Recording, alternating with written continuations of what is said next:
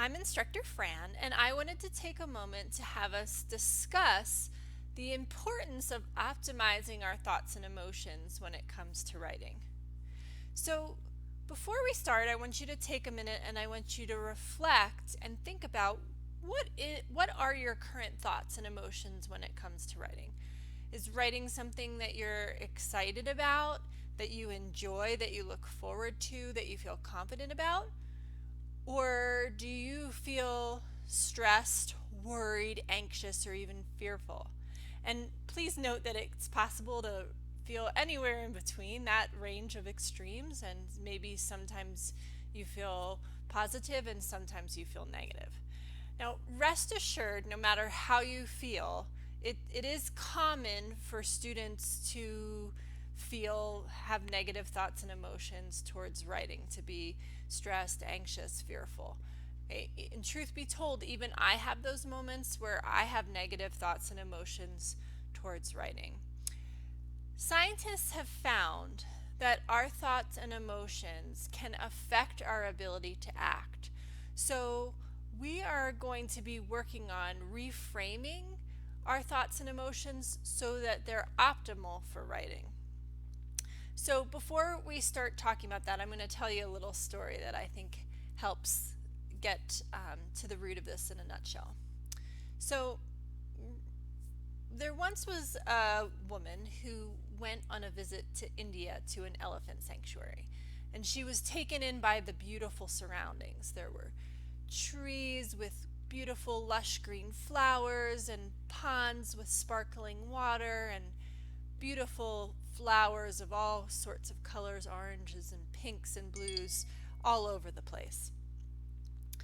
Now, while she was admiring the beauty around her, she suddenly looked to her left and she noticed that there was a large elephant standing there just a few feet away. And no fence, there was no cage separating her and the elephant. It was just she looked down and saw that there was just a small rope tied around the ankle of the elephant and affixed to a stake in the ground nearby. Now, the rope was small enough that if the elephant really tried, the elephant could break free and trample the lady easily.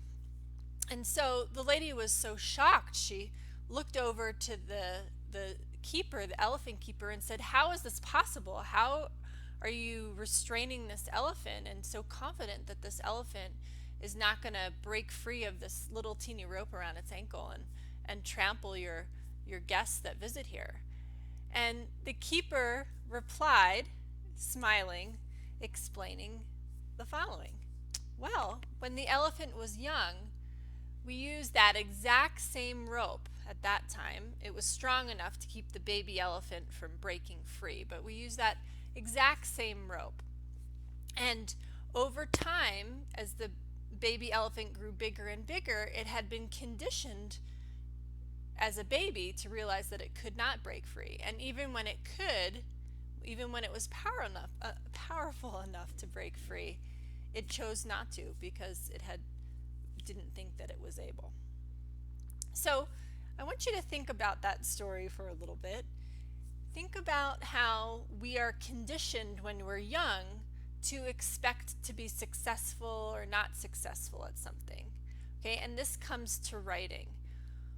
Think about your own experience. Do you have a rope around you that's restraining you from doing your best writing, that's making you think that you're not powerful enough to break free and be successful? What were those experiences? Did you have experiences in high school and growing up that were negative? Did you have instructors giving you negative feedback? Were you not feeling motivated at the time? Regardless, it's important to note that those thoughts and emotions can affect what our product is for writing today. And it's not necessary.